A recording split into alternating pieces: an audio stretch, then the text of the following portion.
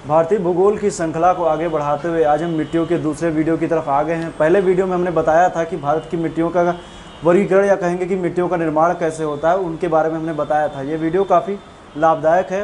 पुराने वीडियो की अपेक्षा में आप इसको देखेंगे तो पहला वीडियो इसमें आधार प्रदान करेगा, दूसरा उसको अप्लाई कर देना है पहले वीडियो को, कैसे कैसे मिट्टी बनी।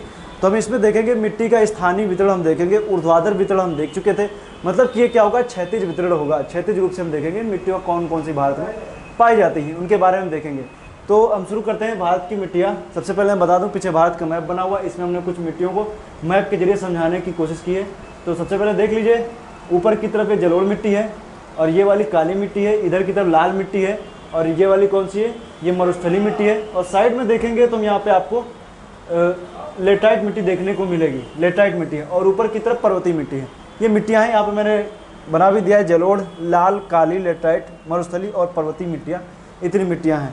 अब जानते होंगे मिट्टी शब्द सोलम से बना है, लैटिन भाषा के शब्द सोलम से बना है, अर्थ है फर्श, इतना तो आप जानते ही हैं। उसके आगे की चीज़ें हम बताते हैं आखिर है क्या।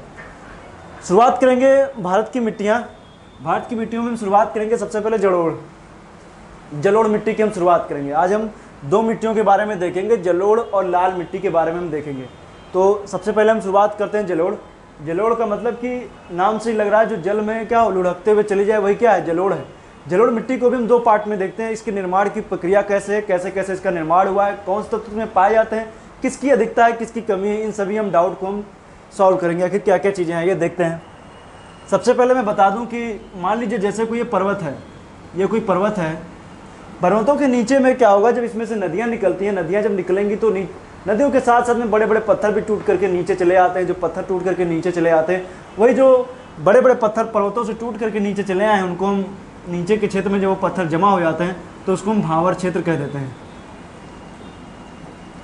भांवर क्षेत्र, उसको हम क्या कहते हैं, भांवर क्षेत्र। मतलब कि जब नदियाँ चलती हैं तो पर्वतीय क्षेत्रों से जब वो मैदानी क्षेत्र में प्रवेश करती हैं तो अपने साथ में बड़े बड़े पत्थरों को तोड़ते हुए लेकर चले जाते हैं। जब पर्वत क्या होते हैं, पर्वतों से टूटे हुए जो छोटे छोटे पत्थर हैं वो नीचे उनकी तलहटी में जमा हो जाते हैं।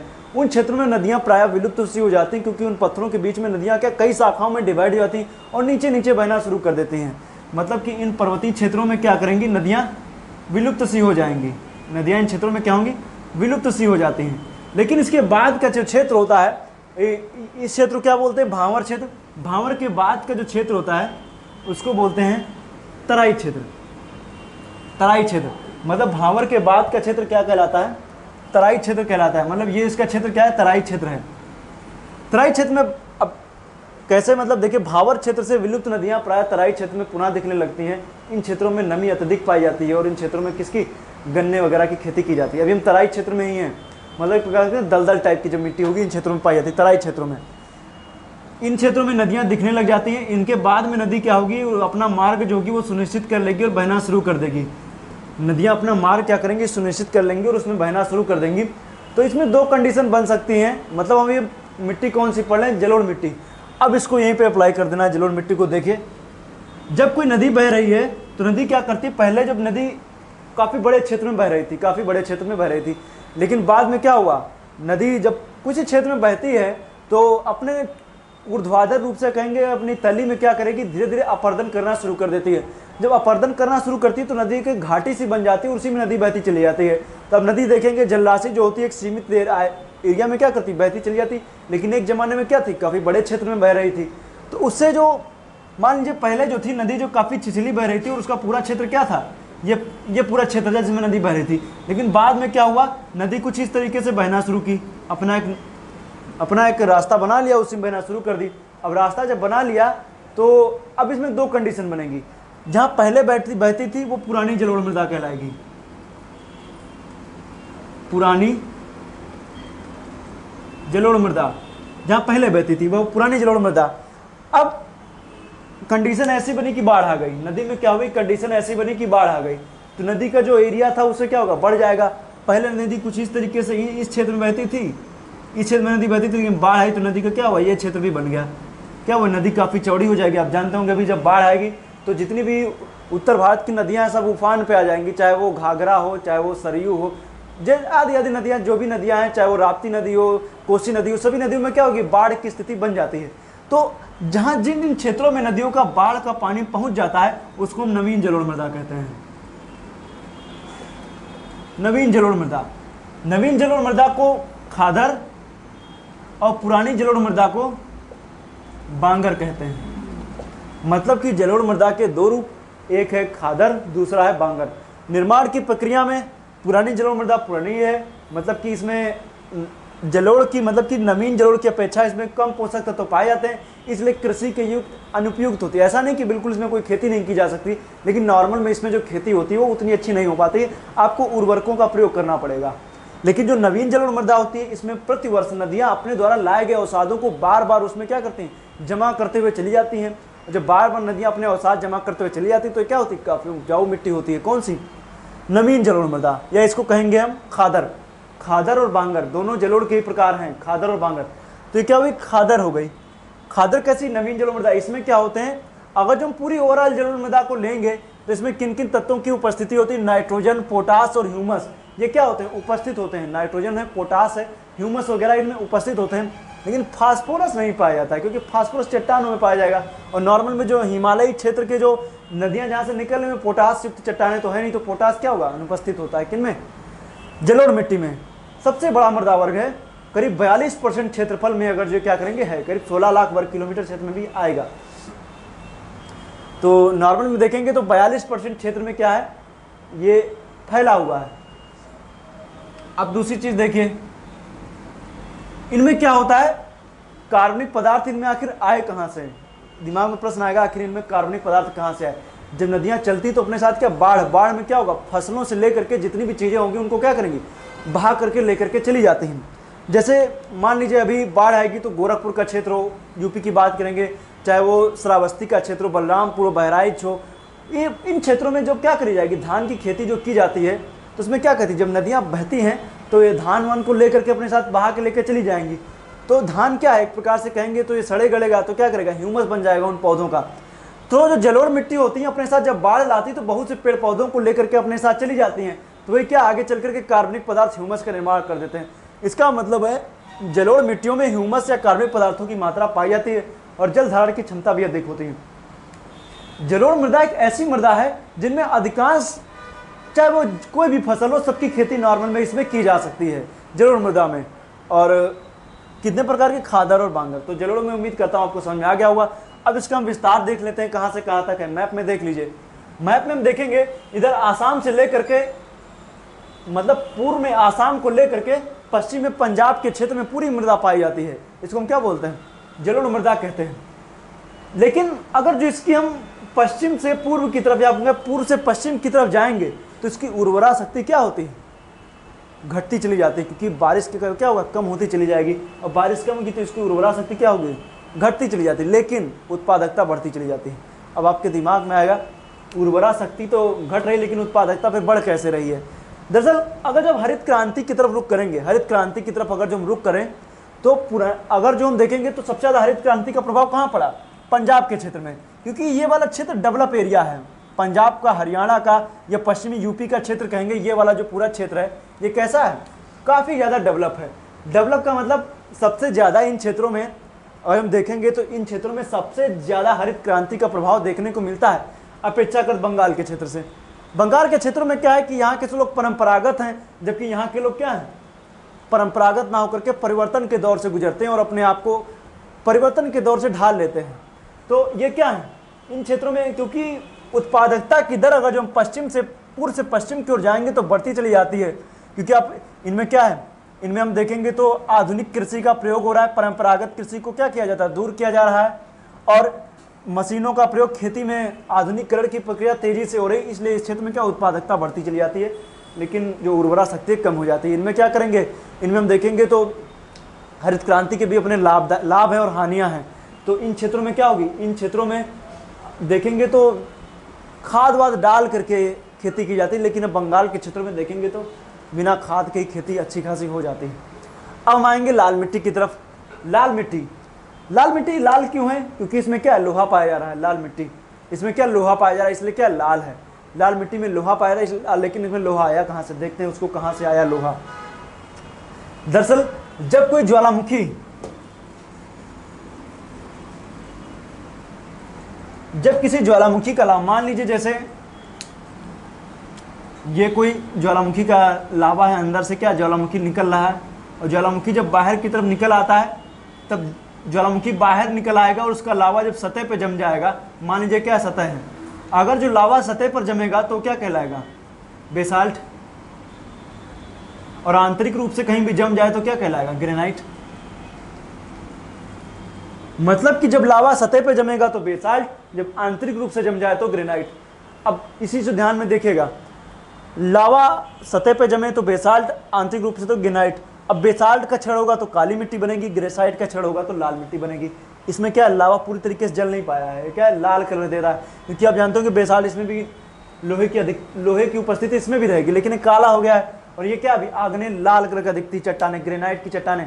लेकिन नॉर्मल में ग्रेनाइट की चट्टाने आंतरिक रूप में ही अंदर ही जमती है, लेकिन अगर जो किसी तरीके से विवर्तन की घटना हो या ऐसी कुछ कंडीशन पाई जाए तब सतह पर भी चट्टाने दिखने लगती हैं। और इनका क्या होता है, क्षरण जब होता है तो क्या होगा, उसे लाल मिट्टी का निर्माण होता है, लाल मिट्टी का निर्माण होता है। मतलब कि ग्रेनाइट चट्टानों के अपक्षय से मिट्टी बनती है, लाल मिट्टी, और करीब 25% क्षेत्र में, भूभाग में, क्षेत्र में फैली हुई है। इसमें चूना और लोहा की उपस्थिति पाई जाती है, किसमें, लाल मिट्टी में पाई जाती है। 25% क्षेत्रफल को करीब संजोए हुए, कहेंगे 25% क्षेत्रफल को घेरे हुए है। 25% क्षेत्रफल का मतलब भारतीय मिट्टियों के संदर्भ में 25% लाल मिट्टी का योगदान। क्योंकि जानते होंगे मिट्टियों के क्षेत्रफल की दृष्टि से देखेंगे तो सबसे ज्यादा कौन पाई जाती है, जलोढ़, जलोढ़ के बाद लाल, फिर काली, फिर लेटराइट। जल कले आप सूत्र भी याद रख सकते हैं, जा से जलोढ़, ला से लाल, का से काली, ले से लेटराइट, जल कले। ये क्या मिट्टियों का मतलब कि क्षेत्रफल की दृष्टि से मिट्टियों का क्रम भी है, दिमाग में रख लीजिए, वरना ऐसे ही आप याद रख सकते हैं, कोई इतना जरूरी है भी नहीं। आइए देखते हैं तो क्या हुई, जब लावा सतह के ऊपर जम गया तो कहलाया बेसाल्ट, लेकिन बेसाल्ट को हम बाद में देखेंगे, पहले हम ग्रेनाइट को देखते हैं। ये क्या हुई, सतह के ऊपर जब जम गई तो उसको क्या बोला गया, ग्रेनाइट। फिर इसे अपक्षय का प्रक्रिया चली, अपक्षय के प्रक्रिया के दौरान किसका निर्माण हुआ, लाल मिट्टी का निर्माण हुआ। ये हम देखते हैं इसका विस्तार कहाँ कहाँ पे है। आप दक्षिणी यूपी का ले लीजिए, चाहे उड़ीसा का क्षेत्र लीजिए, छत्तीसगढ़ ले लीजिए, आंध्र प्रदेश ले लीजिए, तमिलनाडु ले लीजिए, इस तरफ महाराष्ट्र ले लीजिए, महाराष्ट्र पठार, इस क्षेत्रों में सब जगह पे, इधर के क्षेत्र में, पूर्वोत्तर राज्यों में भी आपको लाल मिट्टी देखने को मिलेगी। लेकिन लाल मिट्टी अधिकतर उन क्षेत्रों में पाई जाती है जहाँ पे वर्षा की मात्रा थोड़ा कम होती है। वर्षा की मात्रा क्या होगी, थोड़ा कम होगी, उन क्षेत्रों में लाल मिट्टी में देखने को मिलती है। तो वर्षा की मात्रा कम का आखिर क्या लेना देना है, इसको हम देखते हैं। जब वर्षा की मात्रा कम होगी तो उत्पादकता क्या होगी, कम होगी। जब उत्पादकता कम होगी तो किसान क्या हो गए, परेशान होंगे। किसान जब परेशान होंगे तो क्या करेंगे, जमीनें अपनी बेच देंगे। किसको बेचेंगे, आखिर जिनको लाल मिट्टी की जरूरत होगी वो जो थोड़ा ज़्यादा इंटरेस्ट दिखाएंगे खरीदने में तो क्या करेंगे, भट्ठा उद्योग वाले उनको खरीद लेंगे। जब भट्ठा उद्योग वाले उनको खरीद लेंगे तो क्या करेंगे, अपना ईंट उद्योग अच्छे से पनपेगा, फूलेगा। ईंट उद्योग में क्या करेंगे, जो टॉप सॉइल होती है, ऊपरी मृदा को क्या करेंगे, उसका यूज करेंगे ईंट बनाने में। इसका मतलब क्या, मृदा का क्षरण की प्रक्रिया बहुत तेजी से होगी और मृदा क्या होगी, बेकार होती चली जाएगी। तो अब देखते हैं इसको दूसरी तरीके से। जैसे मान लीजिए लाल मिट्टी का कहाँ होती, जहाँ पे बारिश कम होती। पूरा जो ये प्रायद्वीपीय भारत है या यूपी का दक्षिणी क्षेत्र हम लेंगे तो उनमें आपको लाल मिट्टी देखने को मिल सकती है। लाल मिट्टी, जब लाल मिट्टी आपको दक्षिणी यूपी के क्षेत्र में आपको एक पूरी बेल्ट आप देखेंगे तो आप शुरू कीजिए मध्य प्रदेश के ग्वालियर वाले क्षेत्र से शुरू कीजिए। ग्वालियर ले लीजिए, झांसी ले लीजिए, मिर्जापुर ले लीजिए, ललितपुर ले लीजिए, चित्रकूट ले लीजिए, इलाहाबाद ले लीजिए, मिर्जापुर ले लीजिए, सोनभद्र ले लीजिए। पूरी एक बेल्ट ऐसी फैली हुई है जो पूरी तरीके से क्या है, एक प्रकार से कह सकते प्रायद्वीपीय भारत का उत्तरी क्षेत्र है। प्रायद्वीपीय भारत का उत्तरी क्षेत्र, उनमें क्या है, लेटराइट मिट्टी की अधिकता, लाल मिट्टी की अधिकता पाई जाती है। और लाल मिट्टी की जब अधिकता पाई जाएगी तो क्या होगा, अब लाल मिट्टी का जो अधिकता पाई जा रही है तो सीधी बात है उसमें किसकी उपस्थिति होगी, चूना और लोहा। और लोहे की उपस्थिति के कारण ये क्या लाल दिखती है, ये भी याद रखिएगा। और इनमें नाइट्रोजन और फास्फोरस की अनुपस्थिति रहती है। नाइट्रोजन आएगा तो आएगा कहाँ से, फास्फोरस भी इनमें नहीं होता है। लाल बलुआ पत्थर टूटते टूटते क्या बन जाता है, लाल मिट्टी भी बन जाती है। फिर बात आएगी आखिर में खेती किसकी की जाएगी। लाल मिट्टी में अधिकतर खेती, नॉर्मल में तो सब कुछ की जा सकती है लेकिन कुछ चीज़ें नहीं हो सकती हैं। लेकिन अधिकतर इनमें पानी की कमी होगी तो कैसी खेती की जाएगी। आप कभी मार्च वार्च के महीने के कहेंगे फरवरी और जनवरी के आसपास की खेती देखेंगे, मतलब कि लेग्यूमिनेसी कुल के जितने भी पौधे होते हैं उनकी खेती अधिकतर यहाँ पे की जाती है। जैसे चना हो गया, मटर हो गया, बाजरा हो गया, ज्वार हो गया, ऐसी खेती यहाँ पे आपको देखने को मिल सकती है। अभी जानते होंगे तो दक्षिणी यूपी का क्षेत्र खूब यहाँ पे चने वगैरह की खेती की जाती है। चना हो गया, अरहर हो गया, बाजरा वगैरह खूब खेती की जाती है इन क्षेत्रों में। जो लोग होंगे वो जानते भी होंगे इन क्षेत्रों में। तो इन क्षेत्रों में खूब खेती की जाती है। लाल मिट्टी, आप जाएंगे मिट्टी भी आपको लाल दिखेगी यहाँ की, आप कुछ जाइए आप कभी देखिएगा तो मिट्टी आपको रेड कलर की दिखेगी। तो ये क्या होगी, लाल मिट्टी हो गई। कहाँ उगती, जहाँ वर्षा की कमी होती है। भट्ठा उद्योग यहाँ पे खूब फलता फूलता है, ईंट उद्योग यहाँ पे खूब फलते फूलते हैं।